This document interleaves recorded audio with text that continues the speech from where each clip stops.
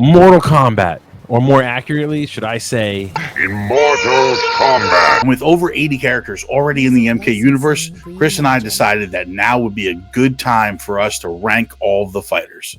Here's the list of rules that we set for ourselves to make these rankings. Number 1, each fighter will be presented as they were in their original debut. Meaning if they become someone else or something else at some point, then that will be 2 entries. For example, Bihan Sub-Zero and Noob Saibot, along with Sub-Zero versus Cyber Sub-Zero, will all be separate entries. The movies will not be a part of this list. Fuck Cole Young. Fuck the producers for putting him in the movie. Fuck Arcana. Fuck all this bullshit that they put in this movie. It's a Mortal Kombat movie. We knew there was going to be fireballs. We wanted fireballs. You don't have to explain fireballs to us. Calm down. Sorry. Number 3. This list, of course, is nothing official. It's a fun project that we wanted to work on together. We used the playability, the lore, power set, personality, design, and moveset of each fighter to come up with our opinions. We'd also love to hear your opinions, though. Hit us up in the comments. Let's keep it friendly, keep it fun, and discuss away. Finally, if you enjoy this type of content, please like, follow, and subscribe. Turn your notifications on. Ring that bell. We appreciate all your guys' support over the years, and we can't wait to keep pumping out new videos for you on this Mortal Kombat content.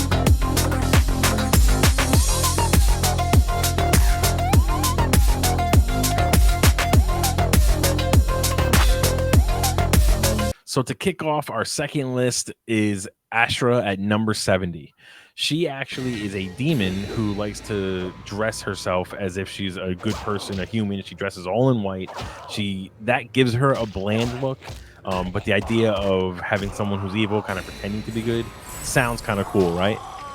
It's not cool. She just, again, had a terrible moveset. She only showed up in Mortal Kombat Deception, came back for Armageddon. She cameoed in Mortal Kombat 11, and there's been no talk of her since. She's not anyone that I ever wanted to play with. I think I played with her once just to get her arcade ending, and then I just never revisited that character.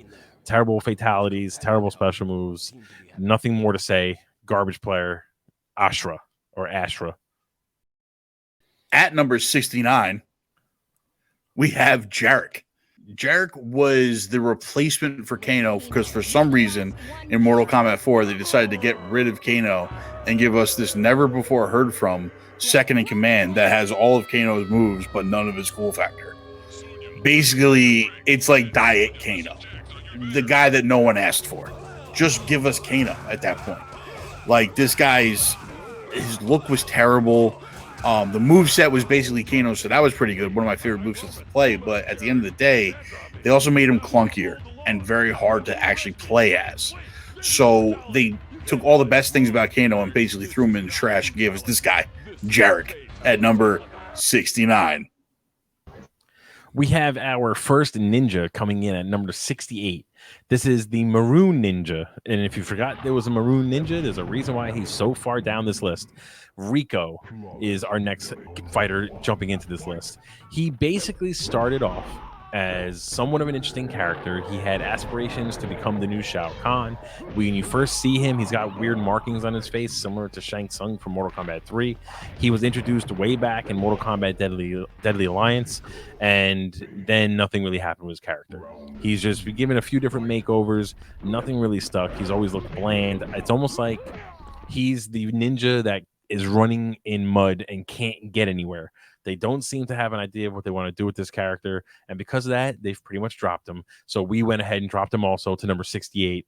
That's Rico from Mortal Kombat 4. At number 67, we have the Shaolin monk that no one can remember, Kai. Kai showed up again in Mortal Kombat 4. Mortal Kombat 4 has to be one of the worst rosters that we've ever gotten. They gave us a bunch of new characters that just never stuck around, never did anything for us. He showed up again in Armageddon like everybody else did. But Kai was, I guess, supposed to be a new monk like Liu Kang and Kung Lao, but never really was as good as Liu Kang and Kung Lao. He's a Shaolin monk that wasn't a good Shaolin monk, so that's all we can really say about Kai. He did have some cool tiger stripes around him for some reason whatsoever. But other than that, that's number 67, Kai. So in my last entry at number 68, we talked about Rico or maybe Ryko because we don't know how to say any of their names because they're that terrible. Running in mud. That mud was probably supplied by our next entry at number 66, Garrus. He is one of the first newer character that's making our list now. He has a time manipulation, some sort of sand manipulation. He basically serves as the keeper of time. In the game, in the story mode in particular, they made him awesome. He was pretty much unstoppable. He was like a Jason Voorhees killing machine that you couldn't put down for good. And then you got to play as him. And I think everyone put the controller down for good because he was boring. His one fatality was okay, where he pulls the guy in half after pushing him into stone.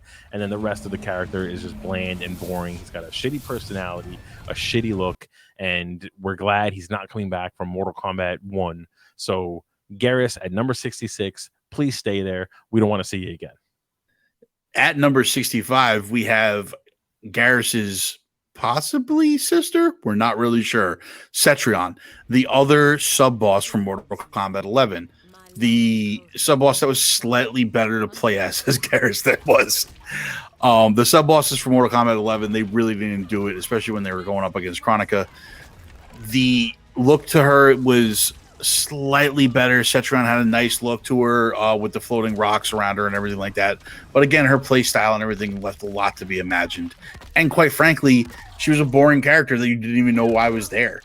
The plot revolved around so many different time gods for some reason that she really just fell by the wayside. That's why she lands at number 65, Cetrion. So things are starting to get a little bit better. Not much yet. We got a lot of fighters to go, but we're at number 64. And the next character on our list is Movado.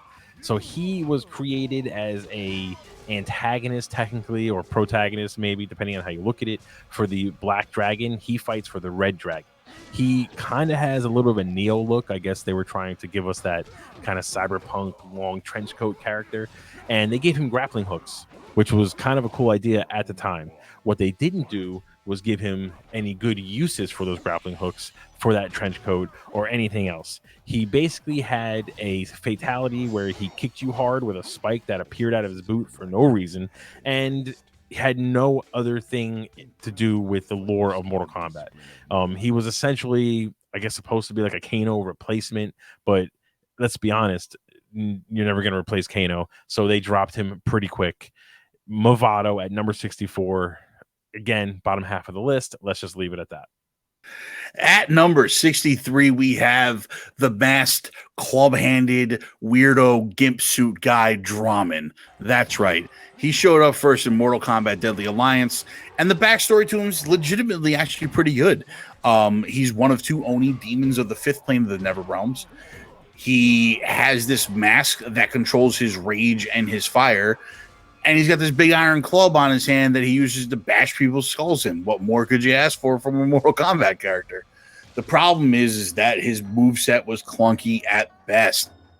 He was so hard to play as and easy to defeat. He really never gave you much of a problem throughout the story mode or any of the other times. I don't know anybody that was maining Draman at any point. The guy basically great look, cool backstory, almost unplayable as a character, which is why he lands so far down at number 63, Draman. Oh, okay. Now we come to a character that kind of hurts me to say he's at 62 on the list. Motaro. This was at a time where Mortal Kombat 1, the first game, Goro became a huge figure. He had 4 arms. Nobody saw anything like it before. Then they came out with Kintaro, which was basically the cat version of Goro. And then they said, how do we make it even better? Oh, I got it. Let's combine a horse with a human. Better idea. Let's give him a metal tail.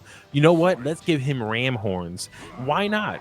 And then on top of that, when they made him playable in Mortal Kombat Armageddon, they removed the back half of his whole freaking body. That shows you how bad the character was.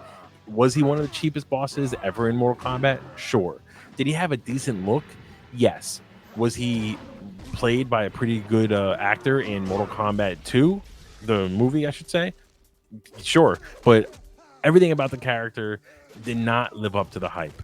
We fought, we jump kicked the shit out of him, we moved past him because he wasn't the important guy. We wanted to fight Shao Kahn after him. So Motaro, unfortunately, you dropped down to number 62 on our list. At number 61, this character first made his debut in Mortal Kombat 2. In the background, he was a character set on fire. His name is Blaze. Became playable in Mortal Kombat Deadly Alliance and was a boss in Mortal Kombat Armageddon. That's right. This guy was a boss for some reason in Mortal Kombat Armageddon. Playability style was terrible. I mean, there's no surprise as to why he's so low on this list. He might have probably should have been lower, to be honest with you guys. But this is where we ended up putting him.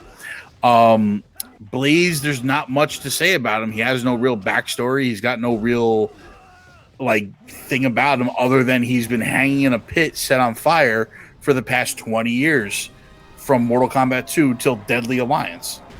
That's his backstory. So do with that what you will, people. He's got fire powers, which are pretty cool, I guess. So number 61, Blaze. So that was the next set of 10. Carmine, my biggest regret of this entire list is Motaro and Blaze appearing so soon, because I feel like they could have been some cool ass characters and they dropped the ball. Neatherrealm dropped the ball with both of them.